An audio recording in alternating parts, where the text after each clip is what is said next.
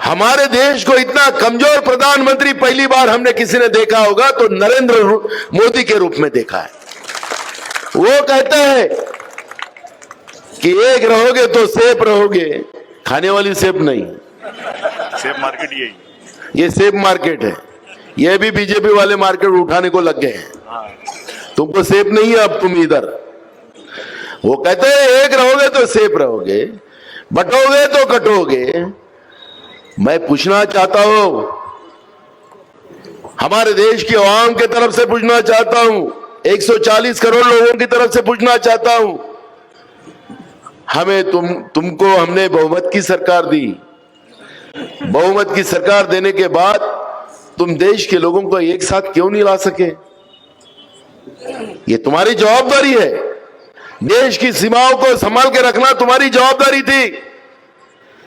लेकिन आज हमारे देश को सीमाओं को चाइना ने कब्जा कर लिया।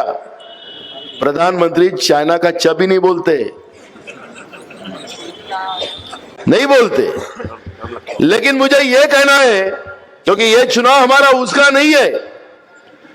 यह चुनाव जो वादा 2014 में नरेंद्र मोदी जी ने किया था, देवेंद्र फडणवीस ने किया था, नितिन गडकरी ने किया था, तो किसानों के फसल को दाम देंगे, दुगना दाम देंगे, 2 करोड़ युवाओं को नौकरी देंगे, काला धन लाकर 15 लाख रुपए गरीबों के खाते में डालेंगे।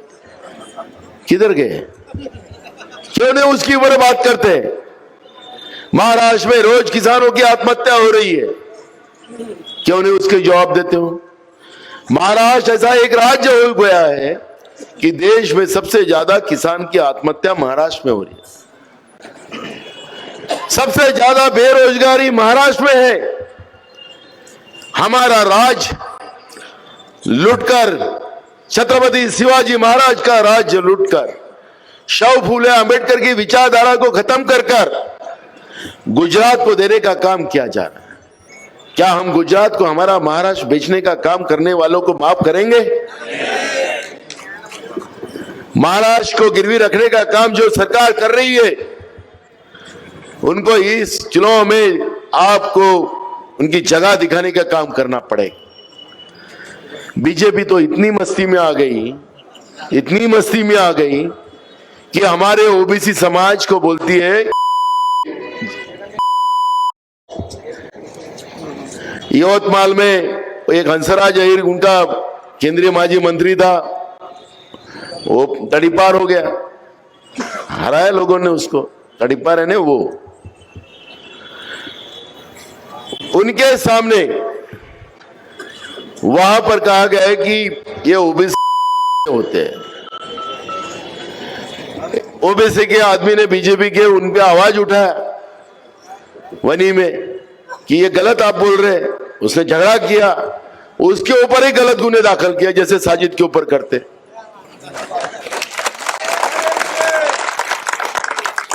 उसके ऊपर गुने दाखिल किए और बाहर बात नहीं करना। उसने वीडियो बनाया, वीडियो आया, आपने देख रहे हो। ओबीसी के लोग भी यहां पर बैठे हैं, ओबीसी के। हाँ, नहीं तो तुम हैदराबाद वाले की बात करेंगे। मैं पूछना चाहता हूं, क्या अकोला जिले के ओबीसी के लोग आप बीजेपी को वोट करोगे? जो तुम आप बीजेपी आने का समय आ गया है, बीजेपी को का समय आ गया है। ये इतनी मस्ती में आ गए कि ये किसी को, अब ये तो भगवान हो गए ना। पहले देवेंद्र जी थे, मेरे को तो सब लोग नाना भाऊ ही बोलते हैं, पहले से बोलते। मेरे घर में भी बोलते, आप भी बोलते, नाना भाऊ बोलते हैं, पर ये इसको देवेंद्र जी बोलते थे। अभी क्या हो गया, उसने अपना नाम बदल दिया, देवा बहू कर दिया। अब कुछ दिन के बाद बहू हटा देगा, तो क्या हो गया? वो स्वयं एक विश्व गुरु है ही, दिल्ली में बैठे, और ये हो गए देवा। अपने आप को भगवान समझते हैं। हम तो इंसान हैं। भगवान अल्लाह हमारी आस्था है, हम इंसान हैं, उनकी दुआ से हम जीते हैं। लेकिन ये खुद को ही भगवान बन गए हैं, तो अब कौन सा समय आ गया?